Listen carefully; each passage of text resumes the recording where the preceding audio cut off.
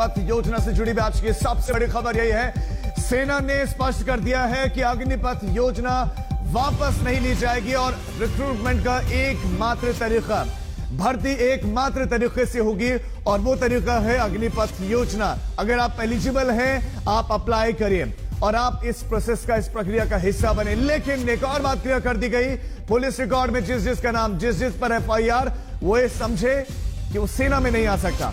ये बहुत बड़ी खबर है। सैनिकों और अग्निवीरों में कोई डिफरेंस ही नहीं, कोई अंतर ही नहीं होगा, ये स्पष्ट कर दिया गया है सेना की तरफ से। और नो रोल बैक। कितने आएंगे, कब आएंगे, कितनी उम्र होगी, ये सब डिटेल्स करने में समय चाहिए। ये इसके लिए ओवरनाइट सोल्यूशन नहीं है। Coming to roll back of the scheme, no. And why should it be rolled back? It is the only progressive step to make the country young. Why is it being made young? You know, we are tinkering with देश की रक्षा. There is no space. एक ही सिर्फ है देश की रक्षा करने के लिए, और देश की रक्षा करने के लिए मैं आपको एग्जांपल देता हूं। पता है कितनी कैजुअलिटीज आती हैं just for health purposes from high altitude areas? आप पढ़िएगा, ओके, तो तब आपको पता चलेगा यंग क्यों जरूरी है, ओके, एंड क्या जरूरत है उसकी। तो ये रोल बैक करने की तो मेरे तरफ से तो आपको कोशिश करनी चाहिए कि बिल्कुल रोल बैक नहीं हो। Thank you. ये रिफॉर्म क्यों आया? ये रिफॉर्म लॉन्ग पेंडिंग था। सबसे ऊपर वाली आप स्टेटमेंट देखिए, ये स्टेटमेंट आज की नहीं है, ये 1989 की स्टेटमेंट है। 1989 में ये काम शुरू हुआ था। हमारी तमन्ना थी कि ये काम शुरू हो, बट उसकी और भी कई सारी पहलू थे। वो चाहता था कि ऑफिसर की एज कम हो, कमांडिंग ऑफिसर की एज कम हो, टीथ टू टेल रेशियो कम हो। तो एक एक करके ये काम शुरू करा गया। कमांडिंग ऑफिसर की एज कम करी गई, जो हमारी टीथ टू टेल रेशियो है वो कम करी गई।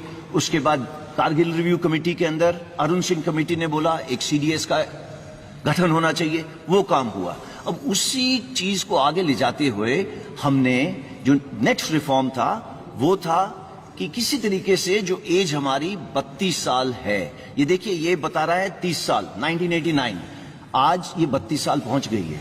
32 साल को किस तरीके से 26 साल ला सके, ऐसा क्यों? हमारे को यूथफुल प्रोफाइल चाहिए। ये क्यों चाहिए? बिकॉज आप सबको मालूम है 2030 के अंदर हमारे देश के अंदर 50% पीपल 25 साल की उम्र से कम होंगे। कि इंडियन एयरफोर्स भारतीय वायुसेना में अग्निवीर बैच 1 of 22 के रजिस्ट्रेशन की प्रक्रिया 24 जून से शुरू हो जाएगी।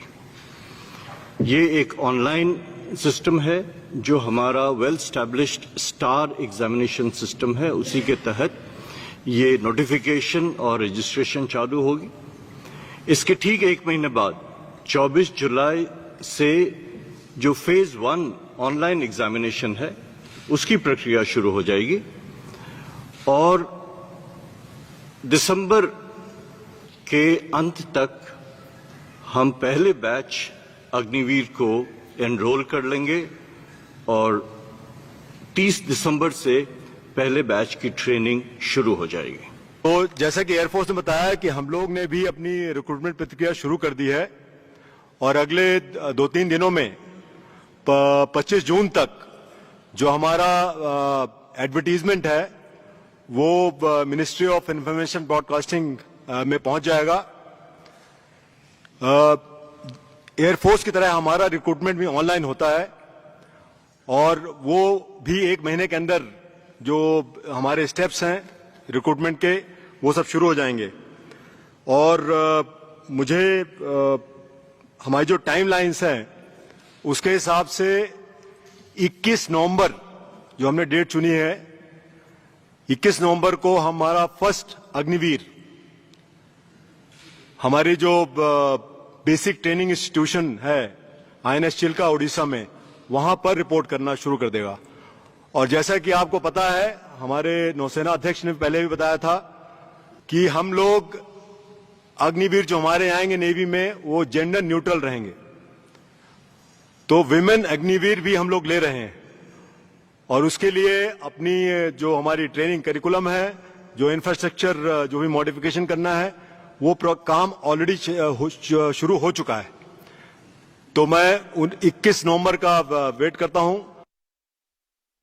इसी खबर पर और ज्यादा जानकारी के साथ हमारे संवाददाता आशुतोष मिश्रा हमारे साथ जुड़ गए हैं, जो कि इस प्रेस कॉन्फ्रेंस का भी हिस्सा थे। एक जानकारी उनके पास है आशुतोष, यानी कि एक बात तो क्लियर, पहला तो योजना वापस नहीं होगी और दूसरा ये कि जिसका नाम पुलिस रिकॉर्ड में है, जो पत्थरबाज था, जिसके हाथ पर डंडा था, वो सेना में जाने के ख्वाब छोड़ दिया। ये सीधी सीधी चेतावनी थी राजीव। जो लोग सड़कों पर उतर के प्रदर्शन कर रहे हैं उसकी हर कोई निंदा भी कर रहा था, उनके लिए एक चेतावनी इसी रक्षा मंत्रालय से जा चुकी है कि अगर पुलिस एफआईआर में आपका नाम आया, और याद रखिए जब आप याचिका करते हैं, आप एप्लीकेशन देते हैं सरकारी नौकरी के लिए, किसी भी सेवा के लिए, तो पुलिस वेरिफिकेशन होता है और उस वेरिफिकेशन में अगर आपका नाम आता है और नकारात्मक रूप से आता है तो आप देश की सेवा करने का ख्वाब तो छोड़ दीजिए। दूसरी सबसे बड़ी बात कि अग्निवीरों की आगे की जितनी भी अब भर्ती होगी, सैनिकों की भर्ती, खासकर चाहे नेवी हो, एयरफोर्स हो या सेना हो, अब वो किसी और स्कीम के तहत नहीं, सिर्फ और सिर्फ अग्निवीर योजना के साथ ही आएंगे। इसी के साथ साथ सबसे बड़ा सवाल और कयास ये था कि अगर इतने बड़े स्केल पर प्रदर्शन हो रहा है तो क्या सरकार वाकई में अग्निवीर योजना को रोकने की भी कोशिश कर सकती है, उस पर सोच सकती है। सीधे सीधे लेफ्टिनेंट यहां पर जो प्रेस कॉन्फ्रेंस हुई थी, बड़े अधिकारियों ने रक्षा मंत्रालय के सीधे दो टूक कह दिया है, नहीं, इस पर सोच विचार अब नहीं होगा, वापसी के संकेत नहीं है।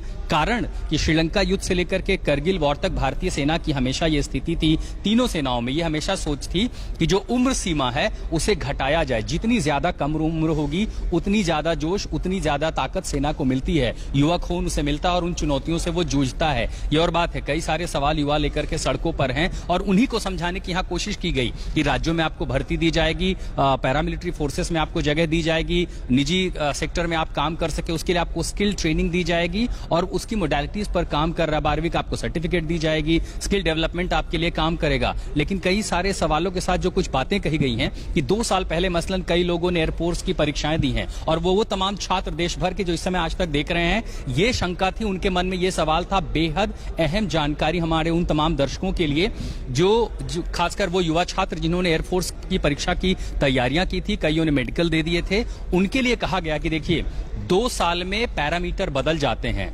सेना को फिटनेस की जरूरत होती है। ये कोई नहीं जानता कि 2 साल में आपके शरीर पर कितना नकारात्मक प्रभाव पड़ा है, इसीलिए फिर से आवेदन करना होगा। लेकिन चूंकि 2 साल खराब ना हो, कोविड की उन चिंताओं को ध्यान में रखते हुए रक्षा मंत्रालय ने, सेना ने उम्र सीमा में छूट दी है। बहुत बड़ी जानकारी आपने दी है आशुतोष, बहुत शुक्रिया आपका इस तमाम जानकारी के लिए। तो इससे पहले जो भर्ती प्रक्रिया हुई है, जो आधी अधूरी रह गई है, वो एक बार फिर से अग्निवीर योजना के तहत, इसी अग्निपथ स्कीम के तहत अप्लाई कर सकते हैं। लेकिन अब बात